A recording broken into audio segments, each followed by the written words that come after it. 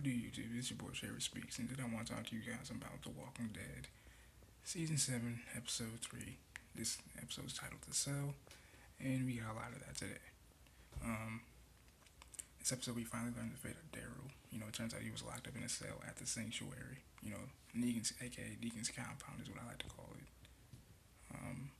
We learned a lot more between the relationship between Dwight and Negan, as well as how Dwight got there in the sanctuary in the first place, as well as more backstory as to why Dwight is the way he is. Along the episode, we see Darryl escape for like a little while, only to be captured, and then in the face of Negan once again. And before he was captured, Dwight's cheesing him because he feels like he's the man, in that situation. He's with Negan now. He's not on the road scavenging like he once was. He feels like he's made it. And unfortunately, the episode opens up right on time, right on cue.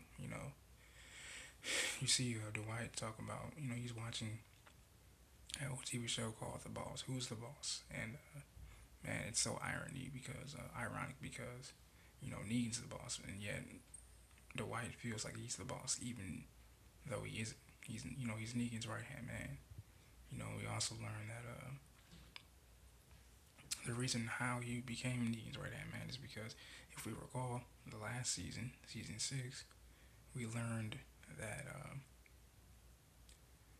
when first Darryl met Dwight in the woods a couple of times. I believe this was the second time or first. I can't recall which. And he tells Sherry, who we later find out is Dwight's ex-wife, in a messed up situation, and when I'll get into later. She told Darryl, "I'm sorry," and he said, "You're gonna be." And she said at the door, she said, "I am sorry." You know, really messed up stuff, man. It turns out, as Negan boastfully proclaimed, him and Dwight weren't on the same page at one point. Go figure, because he once tried to escape, him, his wife, Sherry, and his sister-in-law, Tina, who got killed, I believe either by Negan, at the hands of Negan, or out in the streets. And that really affected him and his wife, I'm sure, of course, pretty badass strain on the marriage. But the episode opens up, to backtrack a little bit, opens up, with Darryl going to see Carson, the doctor, at the sanctuary. And he tells Darryl, you're safe under Negan, he'll take care of you. Which is complete bullshit. And then we see his ex-wife walking there with a pregnancy test, and she's like, it's negative. He said, oh, well, maybe next time. He's trying to do that nonchalantly, because, and this episode really focuses on the mental and psychological health of Darryl. And I really feel like it's dwindling. It's the same as with Dwight. Dwight is on top of the world, he feels like, because he's part of Negan's team. But he's dwindling too, big time. He's having to see his old comrades go out. Negan explained it to Darryl. He said you only have 3 choices. You could work for points, you can be dead on a stick on the fence, or you can just be rotting in a cell. To which Darryl replied, and when asked, "Who are you?" which is supposed to be synonymous with Negan's name, Darryl looks up and says, "Darryl." He said, "Well, it's not my fault you made a dumbass choice." To which Dwight said, you could have been up here with me, this, that, and the third. But, also, it was one particular scene, a couple of scenes in that tonight's episode where we see Dwight having to look down, having to chase down one of his old comrades. We never got his name. All we know is that his wife name was Maria. And she was killed. And he told her, he says, "You know what, man? Before we got here, you used to be so sensitive. You used to be so nice."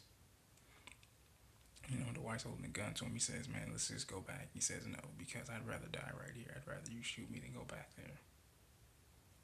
Which I have to respect, because, his wife is dead. He has no much more to live for. And to which Dwight says, "Man, there's nothing back there. There's nothing out here." And they keep going back and forth. And I can tell at that point, Dwight really, really doesn't like his situation at all. He basically finds out whatever glitters is not gold. you know, the grass is not always greener on the other side. Is what they should have called this damn episode. But I'm pretty sure they probably didn't, because in the show you have a lot of that. But yeah, you know, Dwight even has a conversation with his ex-wife that that goes a little something like this. She said, "Are you happy?" He says, "Yeah." He says, "That's good," which is a big ass lie, because he's not. You know, he doesn't want to be under Negan's watch. You can tell. And you even hear Darryl at one point even say, "I'll never kneel to him." He said, and Dwight says, "Oh, you know, I used to think the same thing, but guess what? Here I am. I did."